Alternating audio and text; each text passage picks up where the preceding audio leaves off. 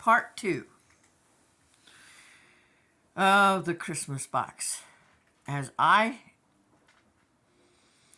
forgot to do the recycling and turned in and drove up, this is Norman. Norman has to be in the way. His dad just peed on my lap, so I had to go out and console him. And then I remembered this morning hearing people talking in my yard. Concerns me because I have kittens placed in several places out by my steps. And they passed in my home, and their remains are near. Anyway, so I thought I'd peek outside since I was in the kitchen.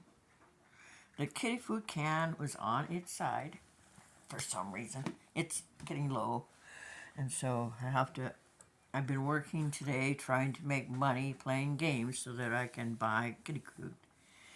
Kitty crunchies that go through a bag a week. Yay! So, I was at the recyclable bin, and I just got out there with the stuff, and I was about to put it in Low Rent Housing and Auction. I heard clunk, clunk, and I turned, and like Lucille Ball standing there looking like an idiot, I saw my beloved friend, Dad's last truck, slowly starting to roll down the hill backwards. It was quite an incline, so it wouldn't have had much to do. It would have just kept rolling. So like a fool, I tried to jump in. I was flattened by the door, and if the truck had veered just an inch, I would not be telling you this now.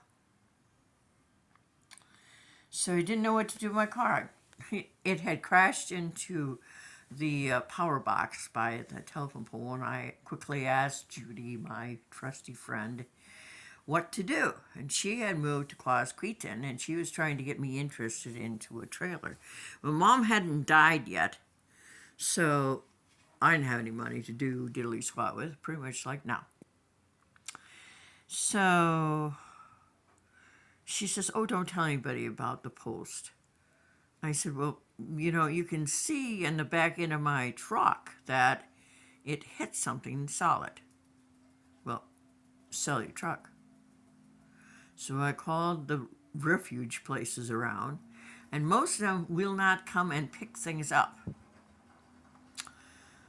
But I found one with a Wisconsin phone number in Monona, Iowa.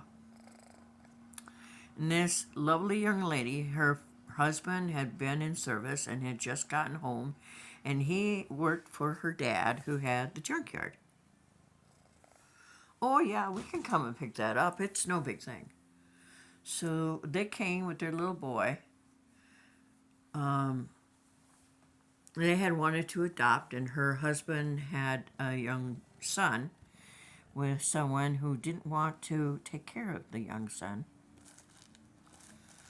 And she wanted a child. And so, bingo, bango, wimble, wamble, they were adopting to raise this child. And she was just the sweetest girl. And they didn't have much, so I didn't have much. So I got in my pantry and I got a bunch of food out. And I shared it with them. It wasn't a week later, she brought me back a $60 check and a big container full of food. It's got to be 4 or 5 years ago. Every Christmas and every birthday,